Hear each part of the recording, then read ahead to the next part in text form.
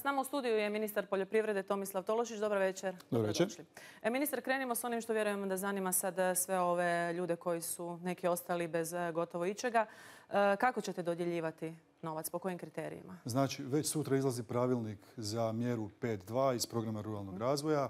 Znači, obnova poljoprivrednog zemljišta i poljoprivrednog potencijala na područjima koja su pogođeni elementarnim nepogodama ili katastrofama, odnosno u ovom slučaju to su ovi požari koji su zadesili Dalmaciju. Natječaj izlazi između 1. i 4.8. Osigurali smo 20 milijuna eura. S tim da ako se pojavi, ako štete budu veće, imamo još dovoljno novaca da osiguramo onoliko koliko bude trebalo.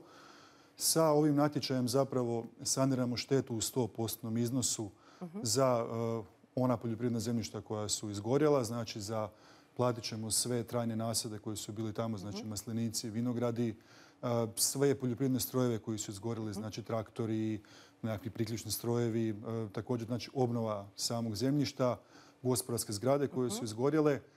Naši poljoprivrednici moraju biti upisani ili u ARKOD sustav ili u upisnik poljoprivrednika, znači najminimalniji kriteriji koji moraju biti, znači moraju postojati u nekom sustavu.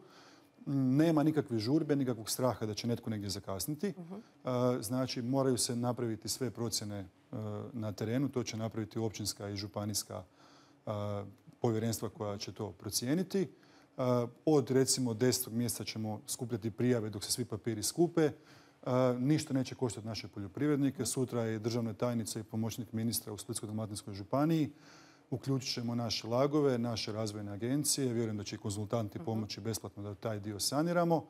Svi će se prijaviti, sve ćemo pričekati i ja vjerujem da ćemo povući maksimalno novca koliko se može povući. Rekli ste do 10. mjeseca. Kada se može očekivati isplata, recimo, tog novca? Pa znači, treba proći neko vrijeme da se te prijave obrade. Ali, ajmo, negdje realno je to negdje početak iduće godine. Taman pred zapravo proljeće, pred sjetvu i pred sve ono ostalo što treba. Spomenuli ste dio iz Europe. Što možemo tu očekivati? Znači, ovo je dio europskog novca, znači hrvatskog, ali europskog. Povlačimo to iz programa ruralnog razvoja, iz europskih fondova.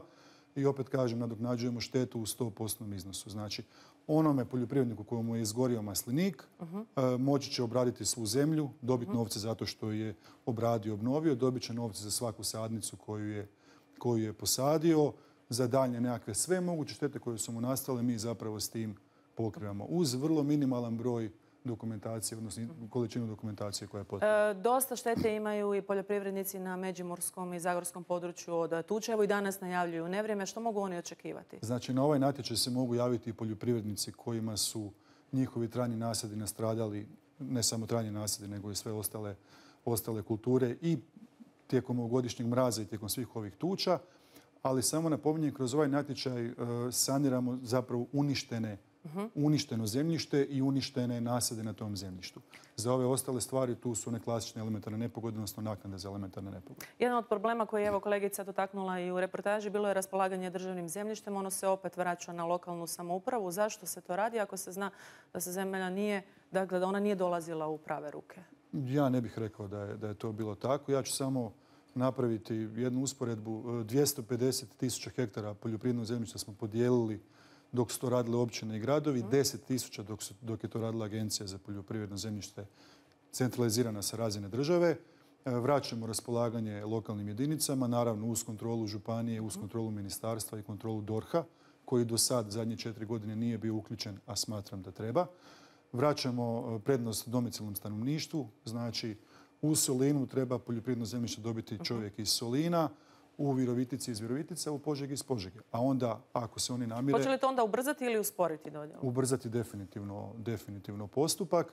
I još bih jednu stvar napomenuo. Da se bolje raspolagalo sa poljoprivrednim zemljištem, danas bi vjerojatno štete od požara bile manje, jer bi bilo puno više obrađenog poljoprivrednog zemljišta. Nažalost, velik dio površina koje su danas izgorile i zbog kojih je požar se i širio, su bile zapuštene poljoprivredne površine. I kroz novi zakon rješavamo i privatne zapuštene poljoprivredne površine.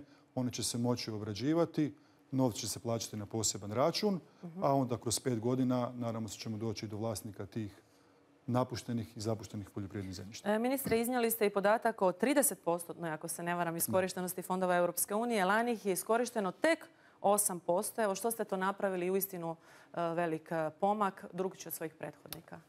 Pa prije svega, naravno, došla je nova ekipa i u Agenciju za plaćanje, naravno i u samo ministarstvo. Raspisali smo natječaje u ovih 10-ak mjeseci koliko se raspisalo u zadnje 2 godine. Porješavali smo sve one grijehe iz prošlosti koje su se vukli zadnjih 2 do 3 godine. I naravno ubrzano radimo na novim natječajima, na novim naravno analizama svega toga. Puno smo pojednostavili procedure i rezultat toga je to preko 500 milijuna eura raspisanih natječaja u ovoj godini, odnosno toliko će ih biti do kraja godine. I ako nastavimo ovakvim tempom, mi ćemo do 2020. potrošiti ovaj iznos od 2,4 milijarde eura koliko nam stoji na raspolaganju. Hoćete li, ministre, još proraditi na tim procedurama? Evo, rekli ste da su one jednostavnije, no nekako mi se čini da se poljoprivrednici baš uvijek žale na te natječajne procedure koje im oduzimaju dosta vremena. Ja bih volio da je ta procedura da netko dođe i kaže dobar dan, trebam novci, da on dobije.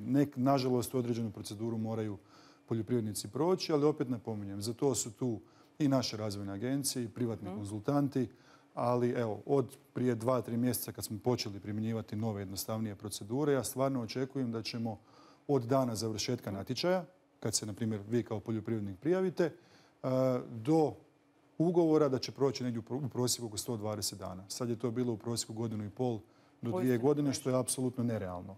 Ne znate šta ste uopće prijavili prije 2 godine i sad dobivate nekakvo rješenje. Znači, to moramo dovesti u red. Vjerujem da smo već doveli. Prve rezultate ovih novih natječaja ćemo vidjeti uskoro u kolovozu i u rujnu.